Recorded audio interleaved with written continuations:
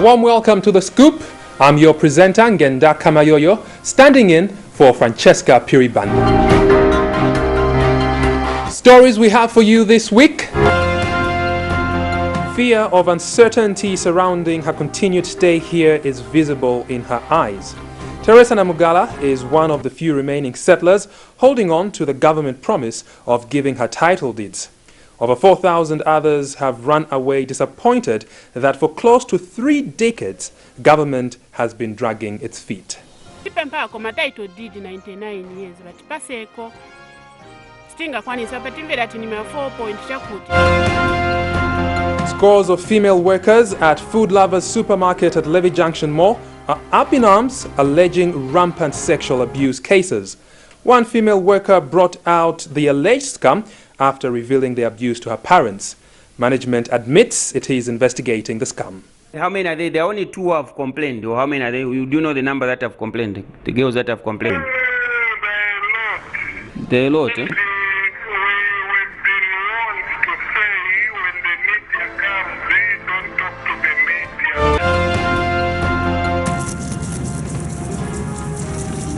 Zambia's climate change agenda gains momentum as the country's negotiators undergo international legal negotiation practice training. This comes ahead of the 2015 deadline for the world to break new grounds in agreements to address this global concern. However, UK's Legal Response Initiative expresses concern on the low turnout and response to the training. In order to gradually strengthen the capacity of small countries, we need to involve large groups of people. We need to involve academics, we need to involve the lawyers. The remaining 105 early settlers at Kanakantapa resettlement scheme are at risk of being evicted from the farming block. This is as a result of government's failure to give the early settlers title deeds. People's Process on Housing and Poverty in Zambia has since joined calls for government to issue title deeds to ensure secured livelihoods for the settlers. Teresa Namugala lives alone in this 2-roomed house. This is all she has to show for her 54 years of life. Her children have left Chongwe's Kanakantapa resettlement scheme. She has remained. She came here in her youth together with her husband, but they are no longer together. They have divorced.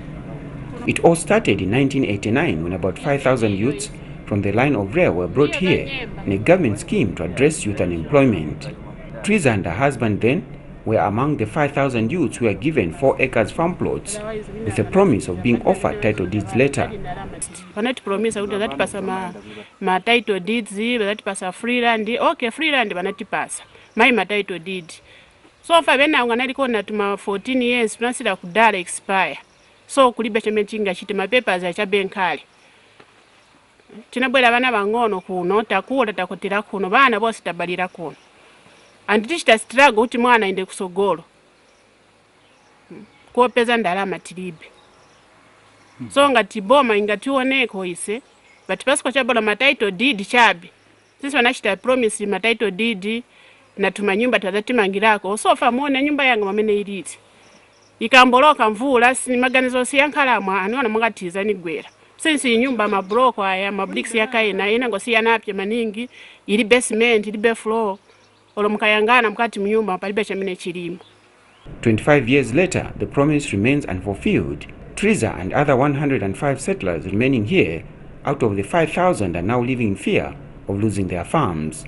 The peripheral sekera mwandi kuchura pesana patunda fe ubombona uraba nandi kurusaka bekara kurusaka bali chira na ile funde chura bali cha develop maningi government ayiko ngafira yatwebere.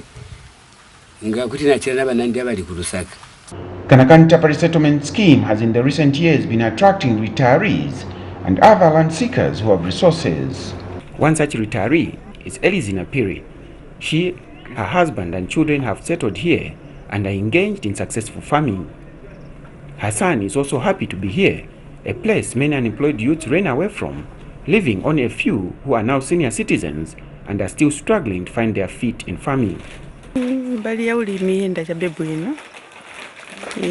Kuma ntawi ya Oktoba paja pamene afunika kutipasa fertilizer msanga mpamene pamachedwako. But tima esesa kuti tithandizike tagulako penango poyembekezera ija ya boma.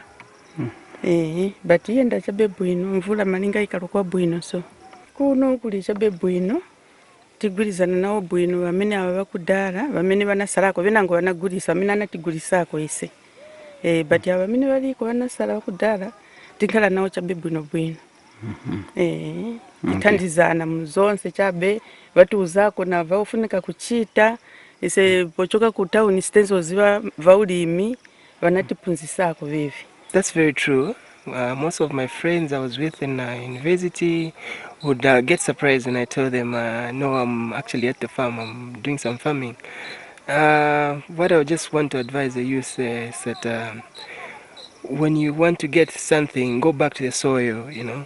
That's where farming is like the essential now in Zambia. Most food is coming from the farmers, and if you want to make a difference first, I think we shouldn't only look at the already developed industry, but let's also try to get into farming. Triza's desire is to continue her small-scale farming activities, but without title deeds to her farm plot, it is as good as not hers. Chikulu chamene nipempha monga ise masetras tipempha ko title deed 99 years but paseko stinga kwanisa but imvera ati ni 4 point chakuti ise manje ise monga ise weekend as young as tizaicho sakuti 4 point chakuti because tikalima milise stikwanisa kugulisa tifikeko kuma 4 point chakuti 5 yeka stikwanisa omwe tinabwerera kuno kaya ngati vangati anagwira ko 10 million kulibe ni lesi 1 point chakuti yameneyo uchoseko lipilireko mwana ku school so stikwanisira. Triza's appeal to secure title deeds and secure her farm plot to increase her wealth is a similar call from other women and some widows at the scheme.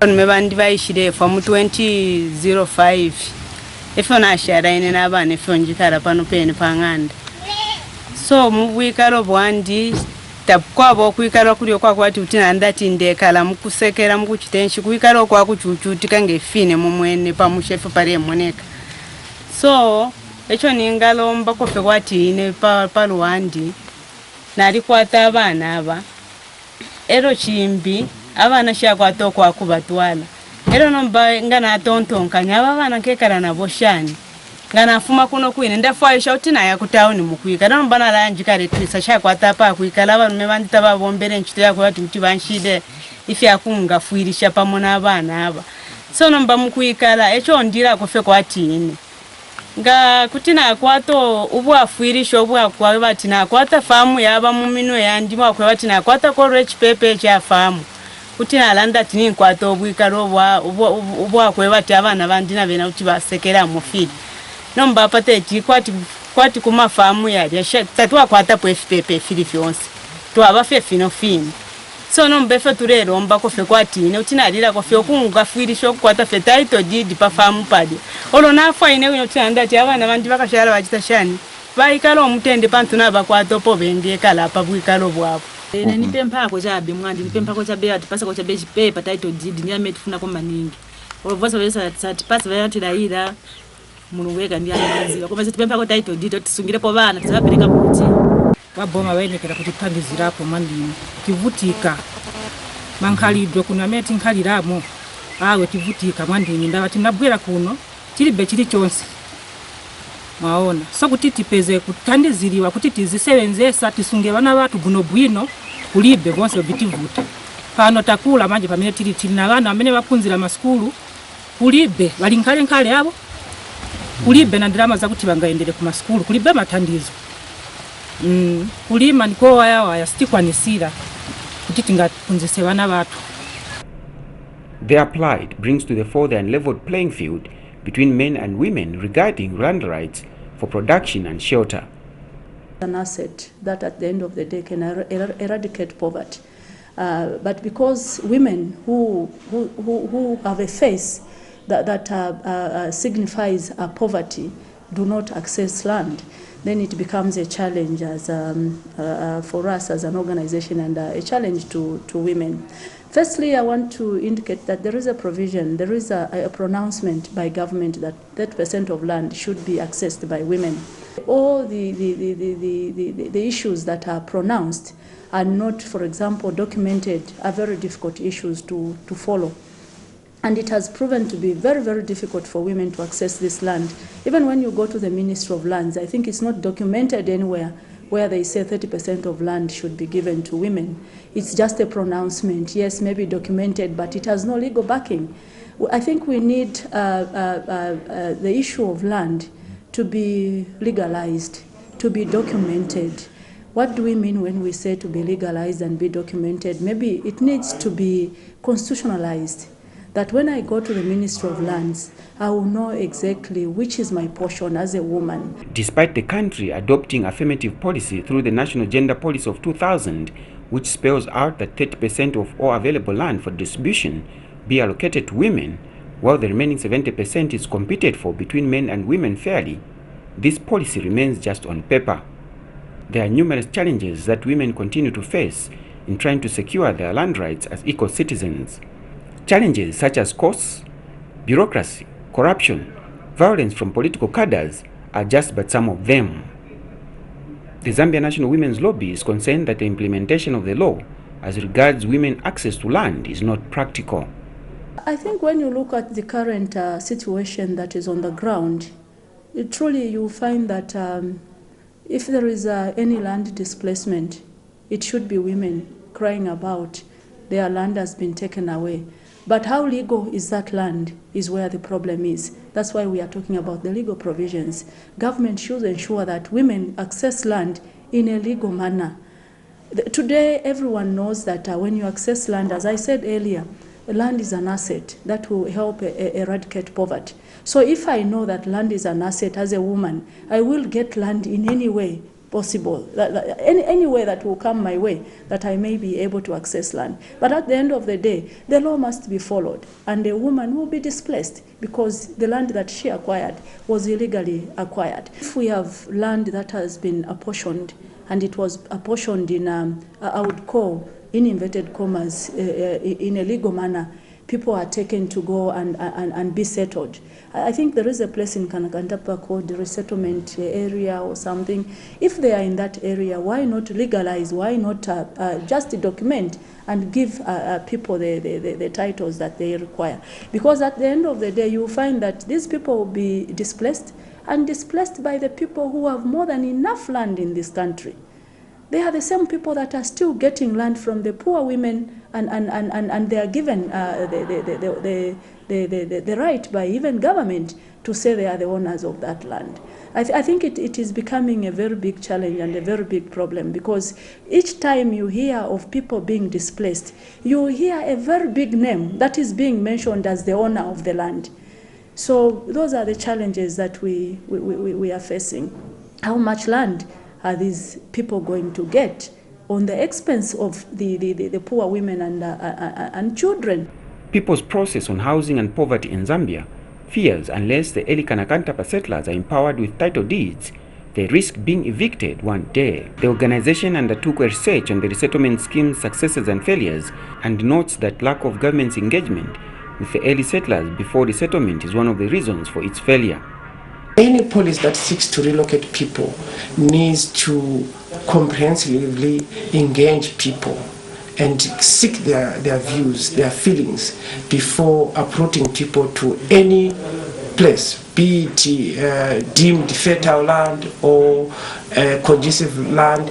There is need for people who are going to live in those pieces of land, or to be given any piece of land, to be involved in the process. In the past, we have noticed, and not only in Zambia, where government thinks and plans for people without the people.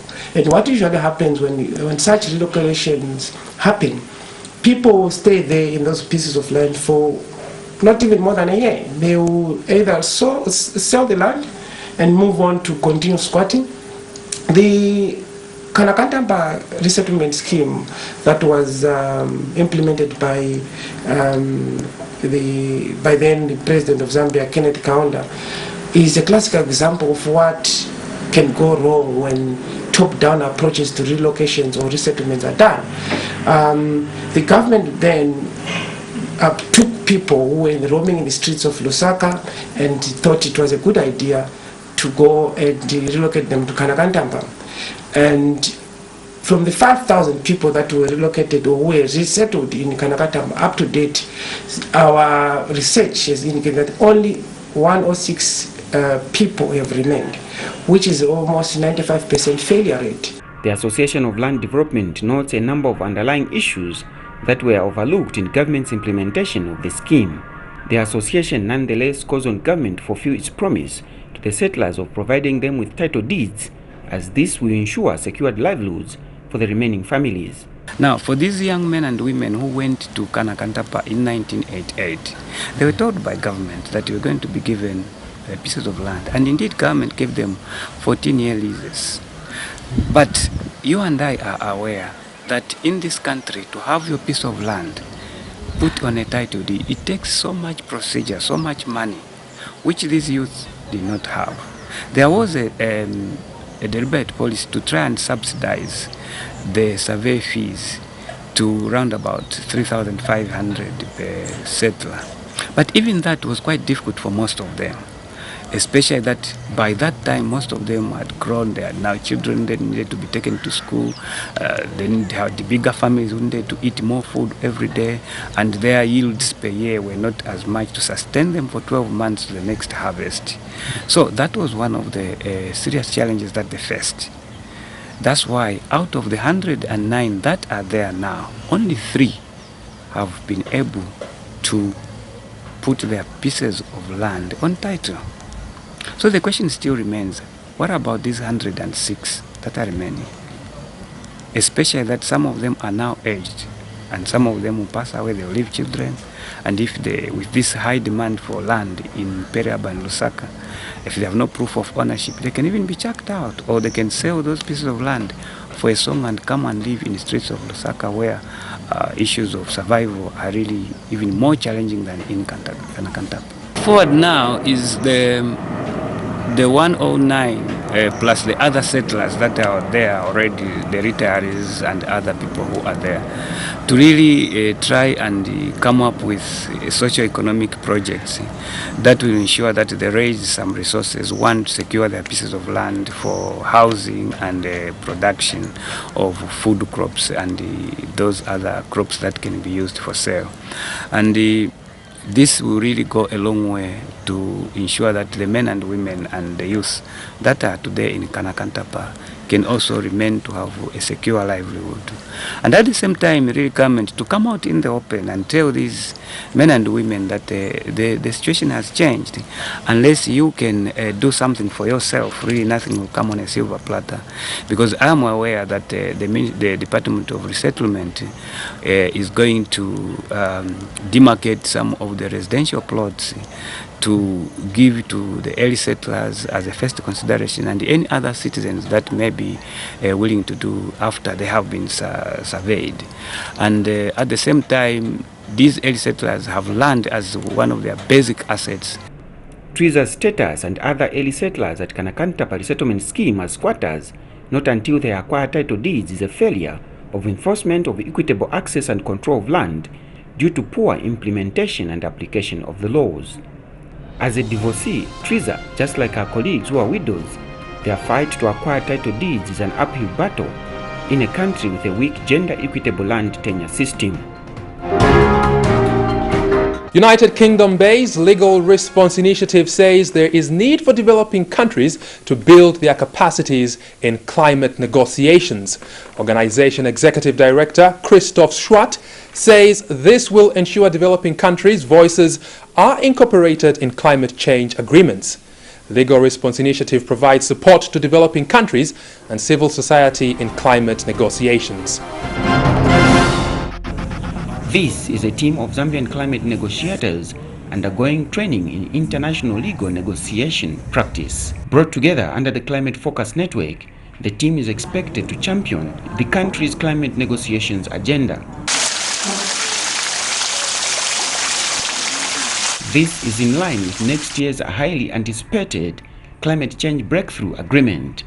However, before then, a number of other build-up negotiations are on the cards. Over the years, we've noticed as Climate Focus Network that our negotiators are lagging behind in certain skills, negotiation skills. So when we identified this gap, we thought that it would be good to just help them with some skills that they can acquire. Whilst climate change is a global concern, each country is expected to ensure its area of concern is taken care of. The first thing we need to look at is what type of economy do we have? We are an agricultural-based type of economy. So for us, what would be best is to follow issues to do with adaptation. And then at the same time, there are also issues to do with trade agreements. This is where it comes to issues of intellectual property rights. So as a country, we need to also negotiate for good intellectual property rights. If there's technology transfer that has to be brought into this country for us to adapt effectively to the effects of climate change. Legal Response Initiative, a UK-based organization, notes the need for small countries like Zambia to get their voices heard. Climate change is not limited to a particular jurisdiction, it's a global problem. And in particular, countries like Zambia have to lose a lot because climate change already affects the weather. It creates more extreme weather events.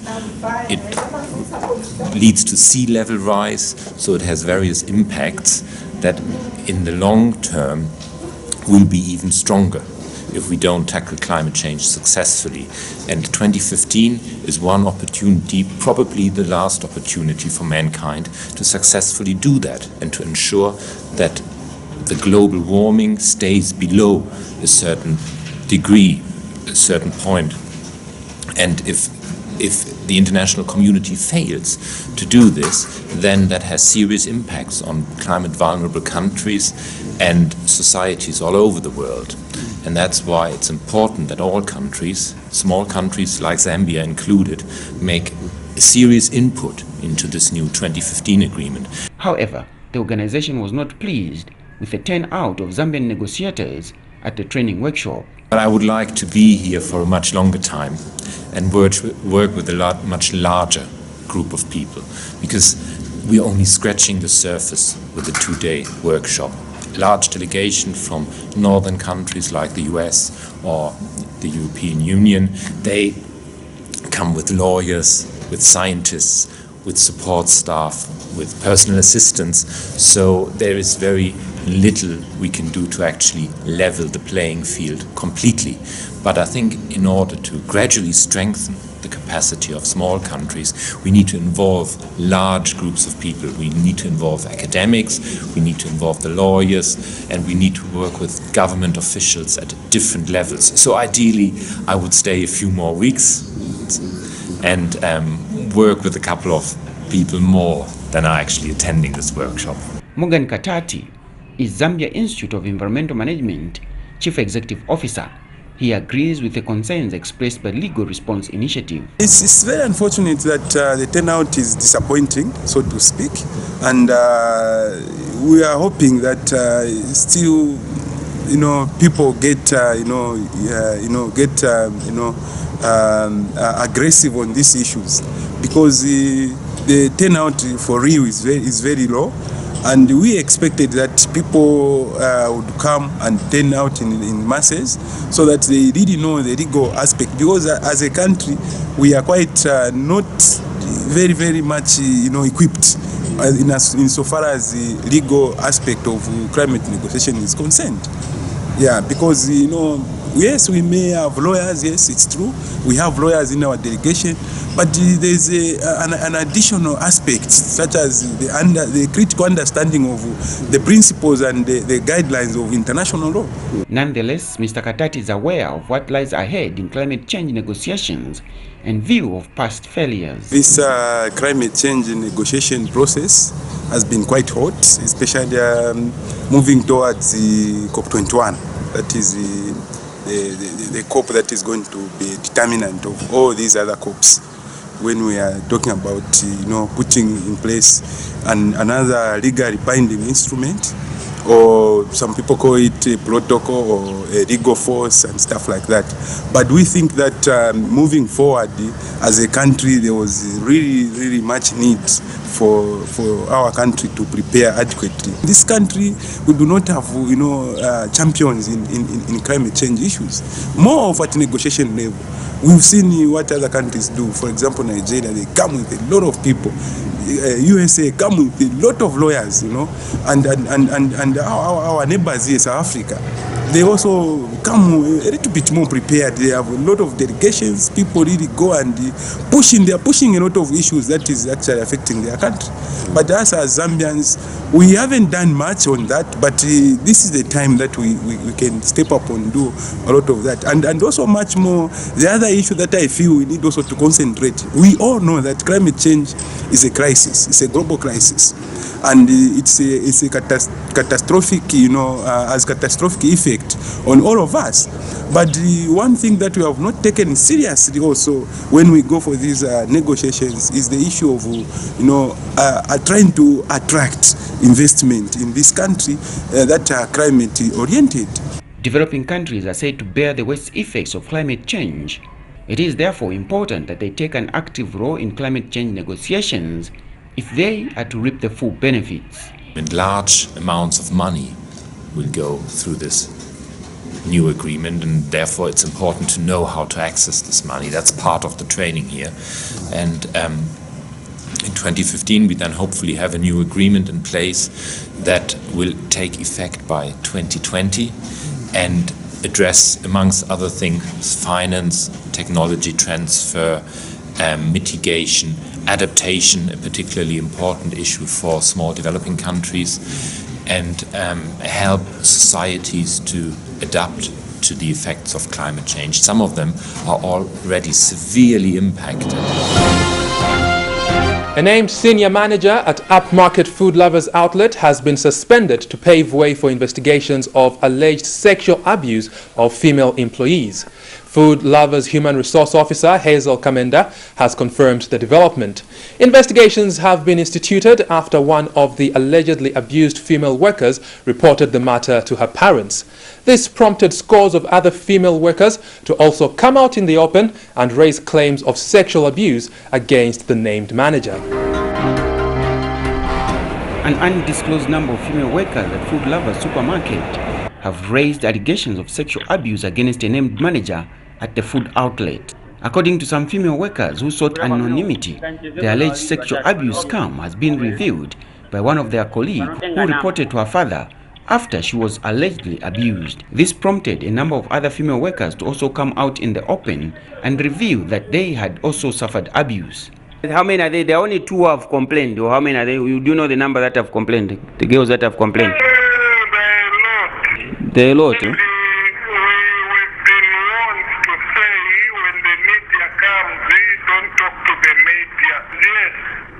Oh.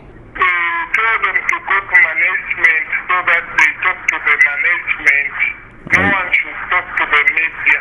When reached for a comment, management through Human Resource Officer Hazel Kamenda confirmed the story as narrated by the workers. She was, however, quick to say that management was taking the allegations as complaints and has since instituted investigations. Mrs. Kamenda disclosed that to ensure uninterfered investigations, the named manager has since been suspended. Food Lovers, the South African food outlet, has been operating in the country for close to 2 years. Before we end the scoop, we take a look at the proverb of the week. If you see a man in a gown eating with a man in rags, the food belongs to the latter. If you see a man in a gown eating with a man in rags, the food belongs to the latter. That's it. That's all we had for you on The Scoop this week. Join us again next week for another edition of The Scoop. For now, it's bye.